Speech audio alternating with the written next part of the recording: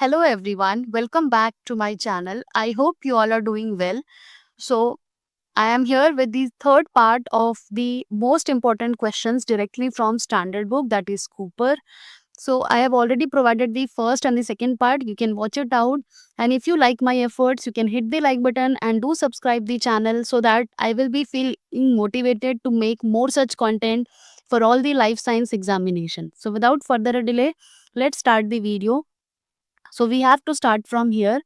So the question is, why is the complexity of higher eukaryotic genomes not solely reflected in the number of protein coding genes? In short, in the question it is asked that why the eukaryotic genomes have a limited number of protein coding genes, but they have a complex eukaryotic genome, यानी कि complexity क्यों dependent नहीं है protein coding jeans की वजह से। यानी कि हमारा जो प्रोटीन कोडिंग जीन है वो सोलोली सिर्फ उसी के कॉम्पोजिशन से आप नहीं डिसाइड करते हैं। We also have majority of genes are non coding genes. So why it is so? because coding sequences are repetitive, because intron makes up most of the genome, because non-coding sequences contribute to regulatory complexity, because eukaryotic mRNA is unstable. So the right answer is option C. As I told you that our whole genome is made up of coding as well as non-coding sequences. So the non-coding sequences contribute to the regulatory complexity. It means the functional complexity in higher eukaryotes lies more on the regulatory and the structural role of non-coding sequences than in the number of protein coding genes. So just because of the presence of protein coding genes, you cannot decide the complexity of the higher eukaryotic organisms. You also have to take into consideration the role of the regulatory and the non-coding sequences. So the right answer is option C. Now moving on to the next question. Which of the following is not a function attributed to non-coding sequences?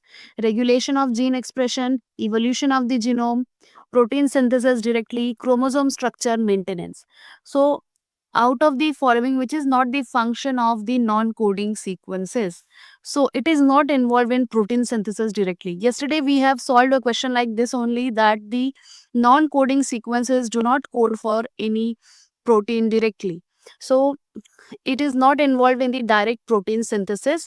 So non-coding sequences do not directly synthesize this protein. Instead, they play a crucial role in what? Regulating gene expression, also genomic evolution, structural maintenance, and as I told, evolutionary adaptation of genomes. So it cannot synthesize protein directly as it is a non-coding sequence, but it has several roles to do so. So this is the important question. You can expect this in CSR B section or also in C section. Now moving on to the next question. To be key to understanding development and behavior in higher plants and animals. So total genome size, number of exons, protein synthesis rates, function of non-coding sequences. So it is the function of non-coding sequences.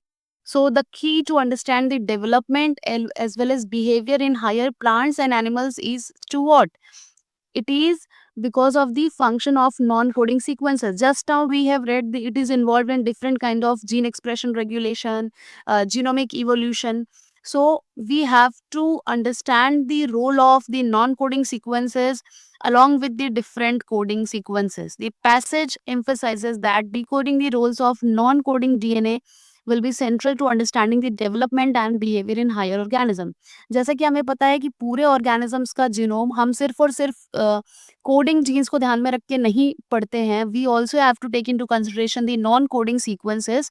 So it is equally important. Apart from the coding sequences, we also have to study about the function of non-coding sequences so as to unravel the overall understanding of the advanced development in the behavior of higher plants and animals.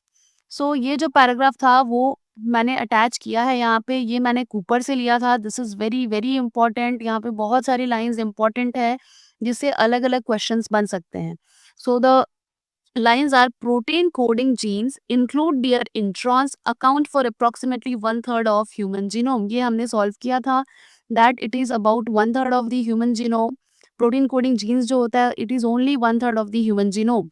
The rest of the human genome as well as genomes of other eukaryotes are composed of several additional type of sequences that are non-coding sequences. So you can just remember that we also have the other sequences apart from the coding sequences we are having in our genome. So although these sequences do not encode protein, recent research has established that they are not non-functional. अगर आपको ऐसा लगता है कि वो जो non coding sequences है वो प्रोटीन नहीं बनाते तो वो जंक डीएनए है, वो किसी काम के नहीं, उनका कोई रोल नहीं है, सो रिसेंट रिसर्च से ये एस्टैब्लिश्ड हो चुका है, ये प्रूव हो चुका है that they are not at all non functional, they have a lot of roles to perform.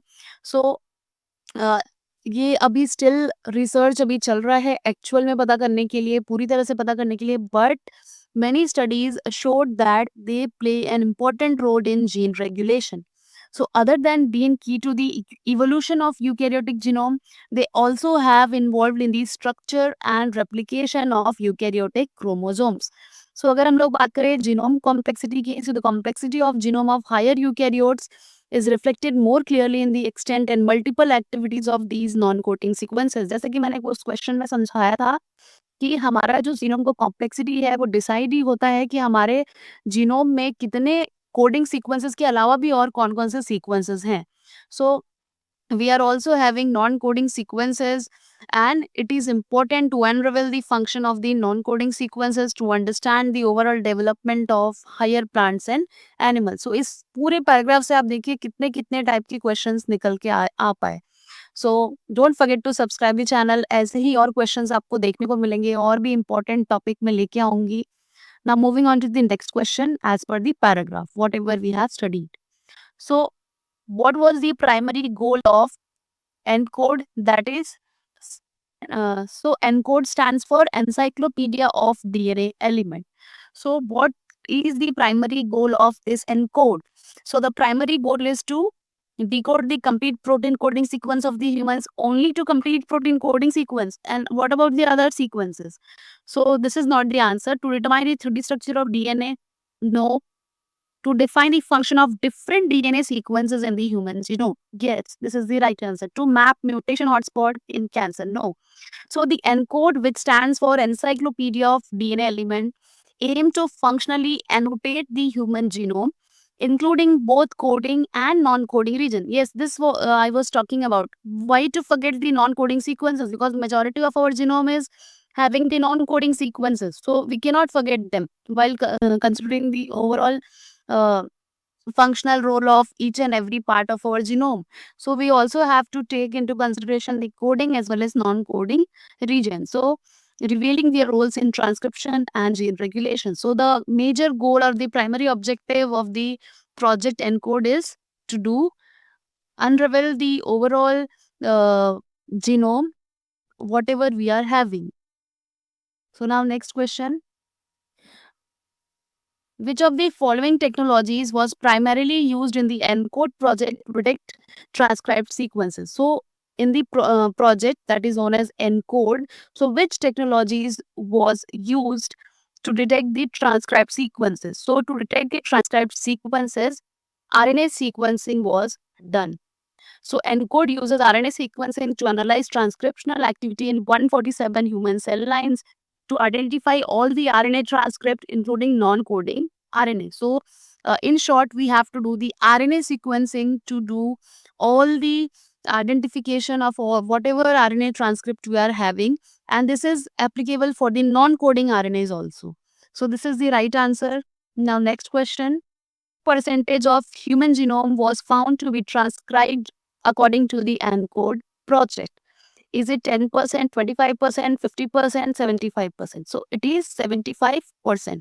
So the ENCODE project found that approximately 75% human genome is transcribed into RNA, which is far more than what is explained by protein coding genes alone.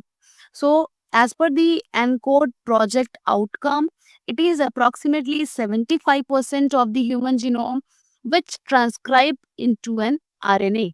So this is a factual question which can be asked in your examination. Now next question.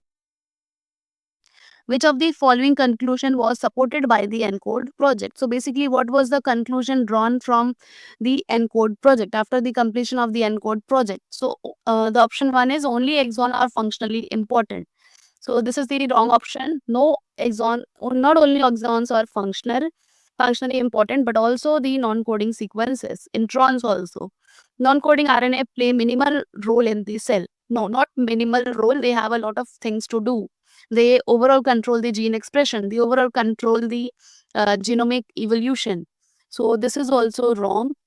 Now, see, is a larger portion of the genome is transcribed into non-coding RNA. Yes, this was the major finding, you can say, or major conclusion, that a major portion of the genome, as we have studied it, what percentage was there? About 75%. 75% was there. So, option D is transcription occur only in protein coding regions. So, this is also a wrong statement. So, option C is right. ENCODE revealed that non-coding RNAs are extensively transcribed and have significant role in gene regulation, splicing, and RNA processing. So, the right answer is option C. Now, next question. So the next question is, which of the following non-coding RNAs were already known to play important role in protein synthesis before ENCODE? So before the project ENCODE, which of the following non-coding RNAs were already known to play important role in protein synthesis? कौन सा RNA already known था कि protein synthesis में vital role play करता है? So it is obviously the ribosomal RNA and the transfer RNA. That is option B. So it was previously known before the findings of the ENCODE project. So the right answer is option B, that is rRNA and tRNA. So they have been long known for their role in translation. tRNA, transfer RNA, brings the amino acid, while the ribosomal RNA form the core of the ribosomes. And what significant insight has the ENCODE project provided about gene regulation?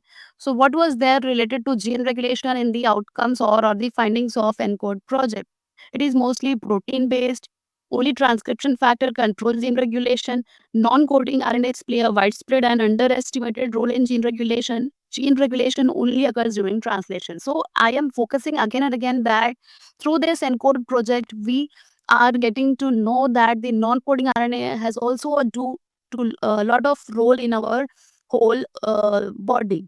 Like they control the genomic expression, they control the gene regulation, and also they contribute in different kind of RNA processing as well as genomic evolution. So they cannot be like they are not needed for the overall functioning of the genome. So they are required, a lot of things has to be done by them. So encode project के through ही ये बात पता चली थी कि non coding RNS जो हैं उनका भी रोल बहुत ज़्यादा है and they have a very widespread and an underestimated role in gene regulation. They are not studied a lot.